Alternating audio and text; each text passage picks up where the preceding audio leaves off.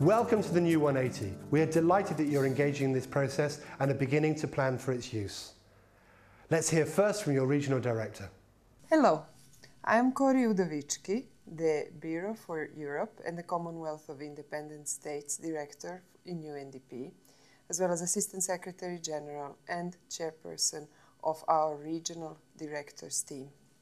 It is on behalf of the Regional Directors team that I have the distinct pleasure to introduce today in Europe and the Commonwealth of Independent States the 180 Competency Development Tool for Resident Coordinators and UN country teams. In my short time with you, I will be providing an overview of what the 180 tool is and what it means for us all, from a global and regional perspective.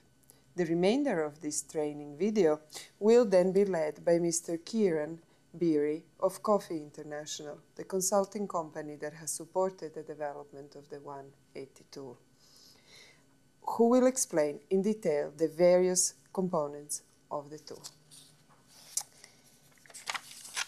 The 180 tool is a key part of the continuing UN reform process. It has been developed by the UN Development Group Working Group for Resident Coordinator Systems Issues, and it has been agreed to at the senior level by all UN agencies that all UN country team members will participate. The 180 tool is designed to strengthen the mutual accountability of the UN system in delivering shared results, such as those determined in the UNDAFs, and in line with national priorities and plans, global commitments such as the Millennium Development Goals, and treaty bodies. Our regional directors team and the whole UN Development Group recognizes the significant role that the UN country team and the resident coordinator play in delivering these results. As such, we are committed to the ongoing development of your performance as individuals and as teams. The 180 tool is an important component of the overall performance monitoring, evaluation, and development of resident coordinators and UN country teams. And this tool will be used by country teams provided they meet a minimum set of criteria, such as the size of the country team, in order to make the tool meaningful for improving team and personal development in our region.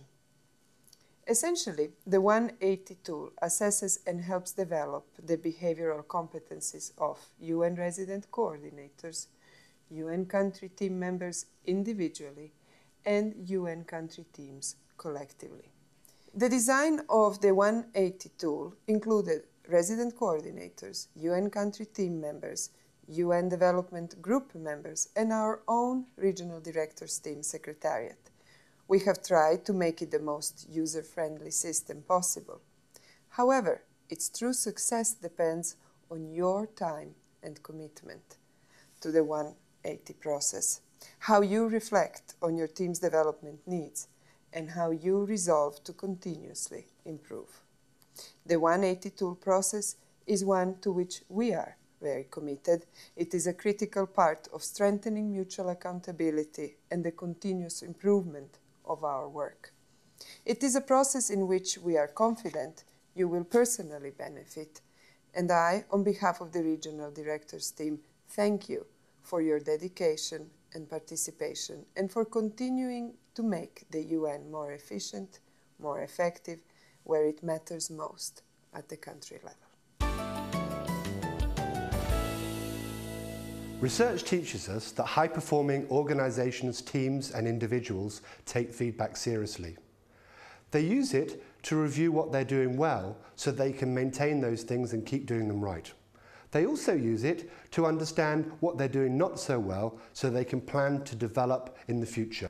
I welcome your use of 180 for that same reason.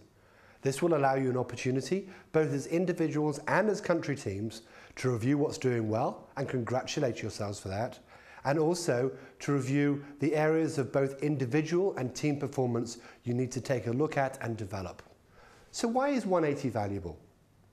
It provides for us an opportunity to learn how different people experience our behaviour and our work performance.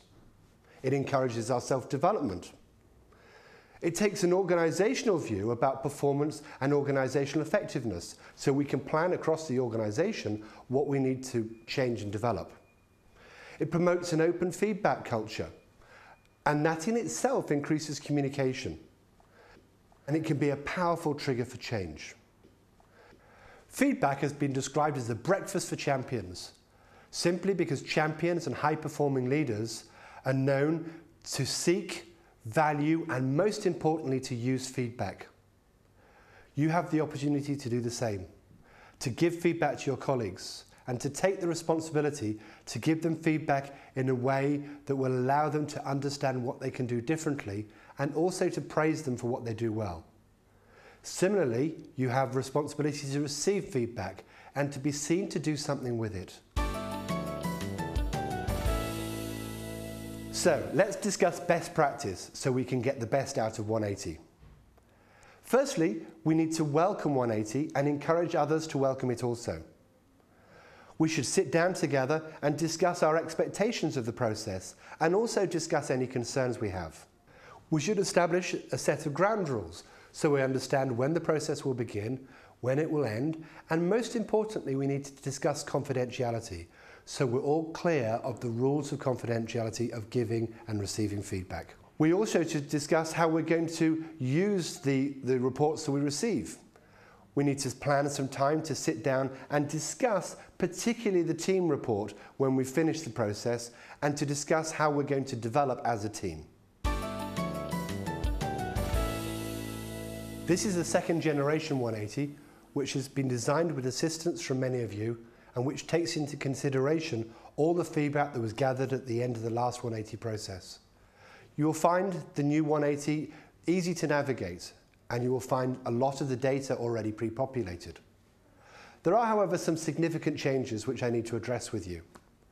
Firstly, there are now 3 assessments: the Resident Coordinator Assessment, the Country Team Member Assessment, and the new Country Team Assessment. The Resident Coordinator and the Country Team Member Assessment are based on competencies.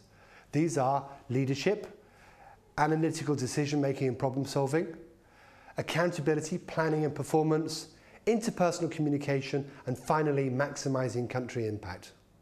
The team profile is different. The team profile explores the 5 characteristics of high-performing teams. They are having clear, common and shared goals, having a positive team culture, having transparent group dynamics, having ambition, and finally, acknowledging others and their skills. You will find that each of the competencies and the attributes in the team study are broken down into key behavioural indicators. This will make it easy for you to give good, clear and concise feedback to your colleagues. You'll also be given the opportunity to write any comments you have at the end of each sequence. We would encourage you to do so.